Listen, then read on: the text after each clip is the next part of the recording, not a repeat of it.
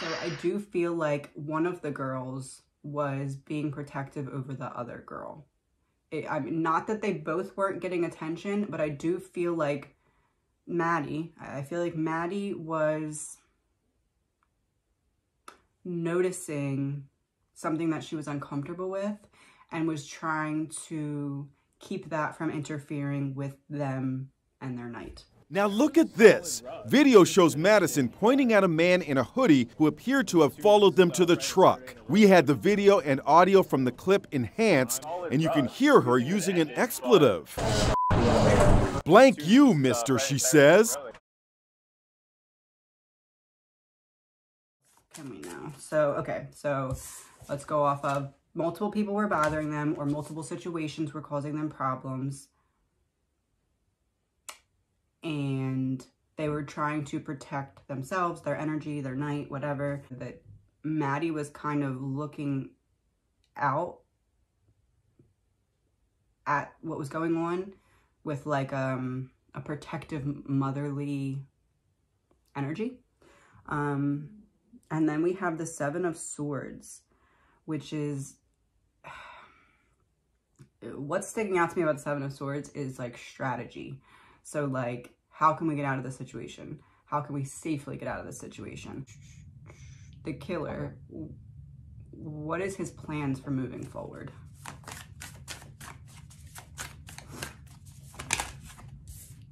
The Hermit in reverse, isolation. He plans to just kind of lay low, pull back, not give anyone too much of an opportunity to see how he's handling this by just kind of secluding himself.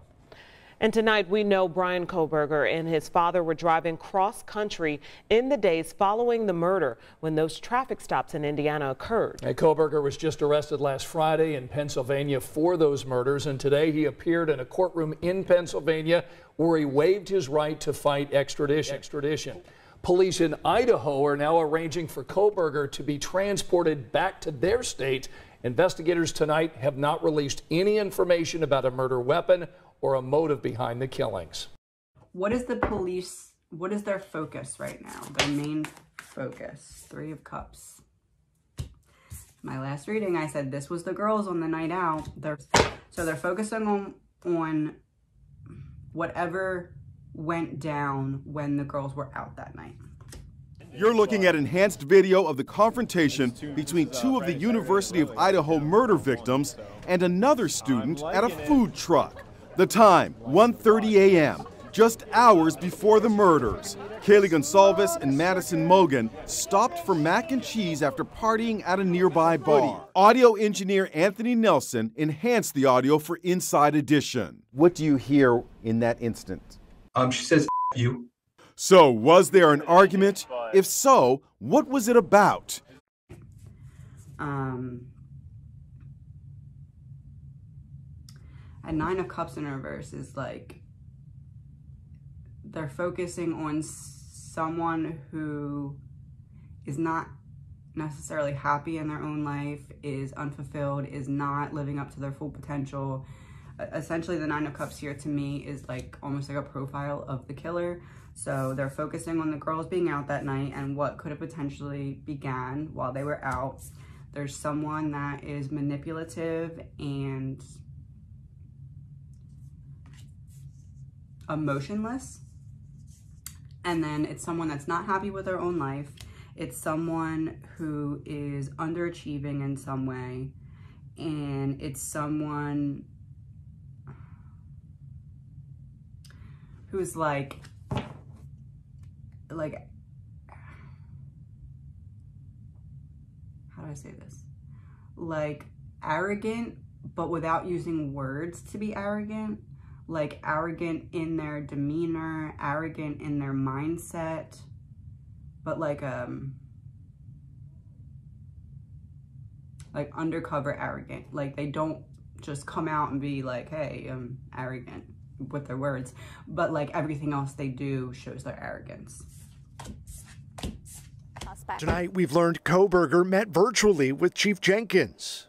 And then Kohberger followed up with this email sent on April 12th. It was a great pleasure to meet with you today and share my thoughts and excitement regarding the research assistantship for public safety. Best regards, Brian. Anywhere. I initially thought, okay, they went through after the arrest and they got his name off of everything in this building. But now I'm wondering, with this new information you're reporting, did they take his name down much earlier because he was in fact fired? And we are also told that it was official. His official termination actually happened at the very end of that month. He was told, you're finished. You're not going to be a TA in the spring session. I'm not sure about the winter session, but he was pretty strict as far as grading goes. When he came into class, he was very, not super mentally present. He would stand up at the front, look at the ground. He had a lot of like boilerplate responses he would give people rather than, maybe something he had thought up on the spot. It seemed like he would be, he'd come in knowing what he was going to say to like most interactions.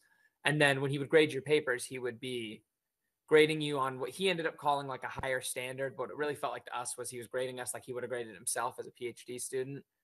And so that was just kind of like, we were all annoyed by him. And so I knew his name, I knew like, oh, TA Brian, like he sucks at this. Like he's grading us too harshly. And that was like an annoyance. But obviously beyond that, we just thought he was a little weird and kind of, a bad grader. Okay, so Kaylee and Maddie and the hoodie guy were walking to or arrived at this food truck. What was the energy on the traveling from the bar to the food truck? Kaylee's energy, Maddie's energy, and the energy between them. 7 of Pentacles in reverse. 9 of Swords. So I said Kaylee, Maddie, Knight of Wands. So I said Kaylee, Maddie, energy between them. So Kaylee would be the 7 of Pentacles in reverse, which essentially is saying here, she was not realizing the danger of the situation that she was in. 7 of Pentacles in reverse is like lack of long-term vision. So she was like, how do I get out of this present moment? How do I get out of this awkward situation? But wasn't really thinking, okay, this person or this situation could take a bad turn. Then we have Maddie, which is the Knight of Wands. And that's like being courageous or kind of, let's go. Time to go. Let's go. Let's get out. Nope, time to go. Let's go. Bye, we're going. That's the energy I'm getting. Like almost like she internally was like, possible danger, not like danger, need to like tell someone that we're unsafe, but danger enough that we feel uncomfortable, could possibly go a bad way. So let's be out. And then we have the 9 of Swords, which is about anxiety. So it's almost like on the way there, they both felt anxious. They both felt uneasy, but I don't believe that they were talking about it. And I think that Maddie was more in her head, like trying to play out everything. How can we get home safely and whatever, while Kaylee was a little bit more, I don't want to say not realizing the potential danger, but like, I don't know how else to say it. Which there's no way she could have known. There's no way that either of them could have known, but I just feel like Maddie's intuitive senses were a little bit more, hey, potential danger, let's just go. Let's be protective. Let's just put our foot down and let's go. What did you say to Adam? Like, I told Adam. I'm just gonna say it. I believe that the investigators were trying to see if there was a possibility that this was in any way related to drugs. I believe that people had maybe given them clues or hints that that might have something to do with it. And I believe that when these investigators were there, they were looking for anything to confirm or deny that theory. So we've heard from some people that surrounded him that there may have been drug use in his life prior as well. Did you know him to use drugs or anything like that, sir? Yeah, he did use drugs. That's how I really know him too. He was a big heroin addict, and so was I. I got 6 years clean now. I work in treatment and everything, but back then I was using, and so that's how I know for a fact he was using. I've got high with him a couple times and used with him, and I remember one night we went out and his car broke down, and his dad had to come out, and he got pretty angry, well, because his car broke down and everything, and we couldn't get what we needed that night.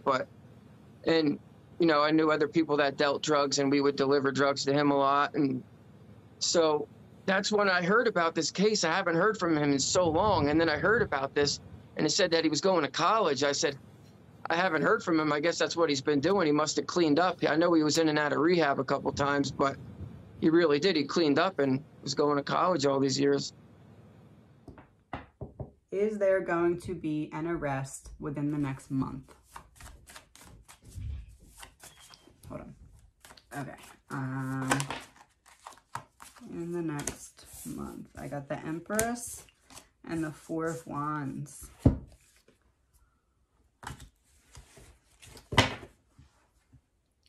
Is there going to be an arrest in the next month?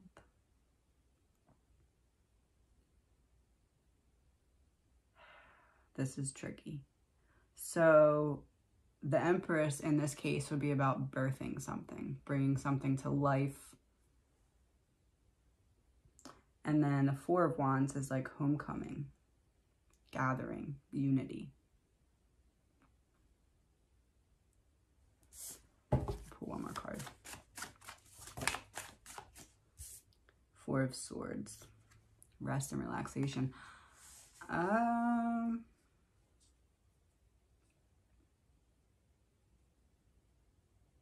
month from now would be the middle of January. I would say that I feel like there will be an arrest by the middle of January. So the Four of Wands is like celebration.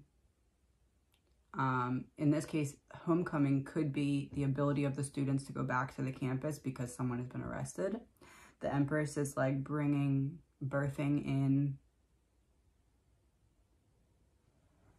this case, someone to arrest. I just sneezed. Excuse me. And then the Four of Swords is like rest and being able to kind of just take a breath. Peace in a way. I am feeling like by the middle of January, there will be an arrest.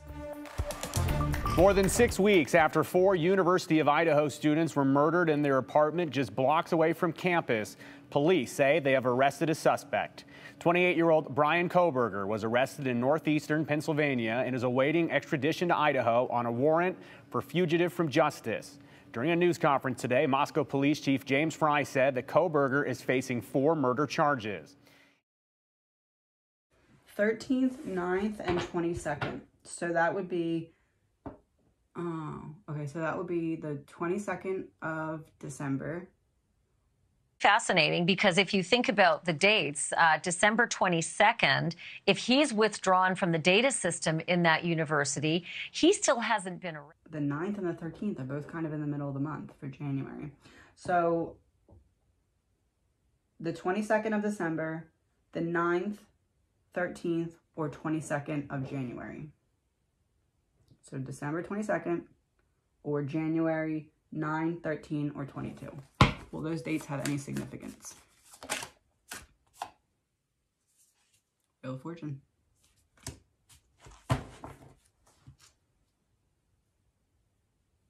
Yeah. There's going to be progress, major progress on one of those dates. The man charged with stabbing 4 University of Idaho students to death was in court today. Brian Kohberger waived his right to a speedy preliminary hearing. Major progress on one of those dates. So December 22nd. Dates, December 22nd, if he's withdrawn from the data system in that. January 9th, 13th, or 22nd. Those are the dates that we're looking, I would. So Kaylee, contamination of DNA evidence may be influencing this case. I'm curious what he and his team think they have that could get him off of these charges. So, Florina, what do you think the defense game plan is here? Do you think they're going to? I think they're going to challenge the DNA evidence. It's such a major piece of evidence. So, what are your thoughts in answering Trisha Grace's question? Well, just like in any criminal case, the defense does not need to prove innocence. What they need to do is raise doubt that is reasonable. And I think there are some weaknesses in this case. You have DNA issues, for sure. Those important details are not being revealed to the public at this time. Hearing, but we have to talk about this probable cause affidavit. 19 pages. It has been released. And wow, just wow. The type of knife that they're talking about is the United States Marine Corps K-bar. So when I saw this, my thought is this person prior military? So the specific weapon, if they're talking about a K-bar, which is what this is, then there's a possibility that they need to look into military background of some kind. Held it because this is from the affidavit. As I entered this bedroom, I could see two females in the single bed in the room. I wouldn't be surprised if Ethan was right inside this door when he was found, and then Xana was in the bed.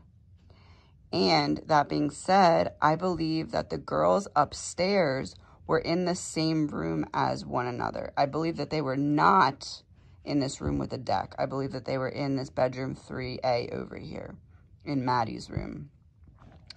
Both Gonsalves and Mogan were deceased with visible stab wounds. I also later noticed what appeared to be a tan leather knife sheath laying on the bed next to Mogan's right side. The sheath was later processed and had K-bar, USMC, and the United States Marine Corps Eagle Globe and Anchor insignia stamped on the outside of it. The Idaho State Lab later located a single source of male DNA left on the button snap of the knife sheath.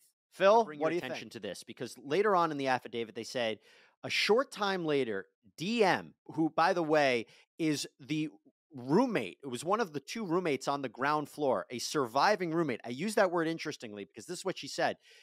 In the affidavit, she said that she heard, or she thought that she heard, was Gonsalves say something to the effect of, "There's someone here." DM stated that she looked out of her bedroom but did not see anything when she heard the comment about someone being in the house. DM said that she opened a door a second time when she heard what she thought was crying coming from Kernodle's room.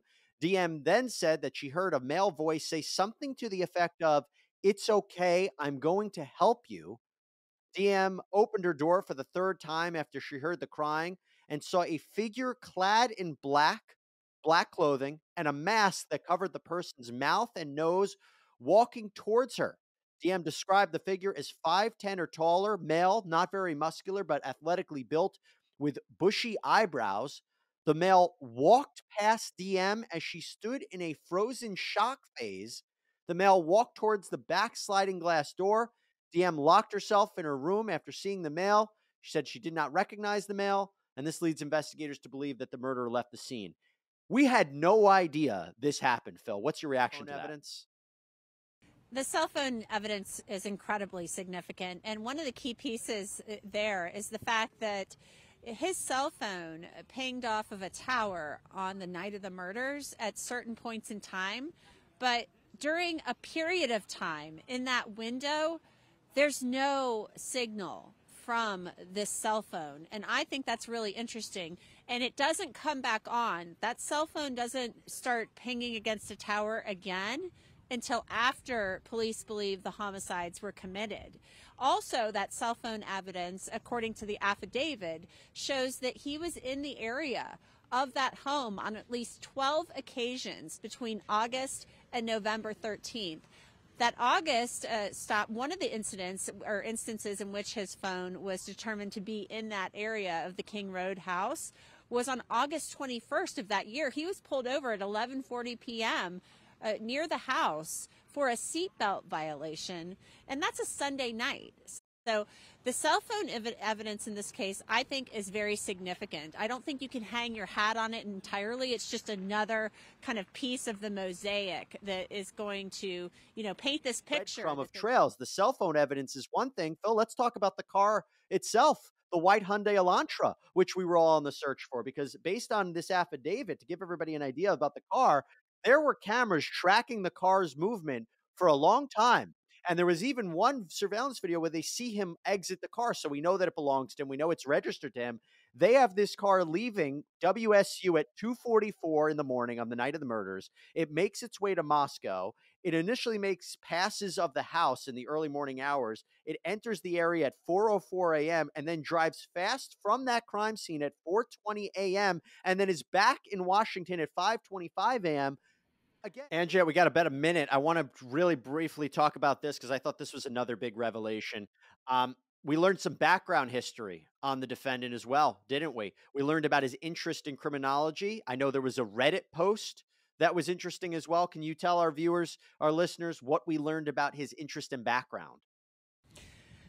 I think it's really interesting about the Reddit post that they cited that in the affidavit, because that is one of the first things we found when we started looking for information after we learned his name last Friday. And it was this survey that had been posted asking for criminals to respond, or people who had committed crimes, to talk about their emotions.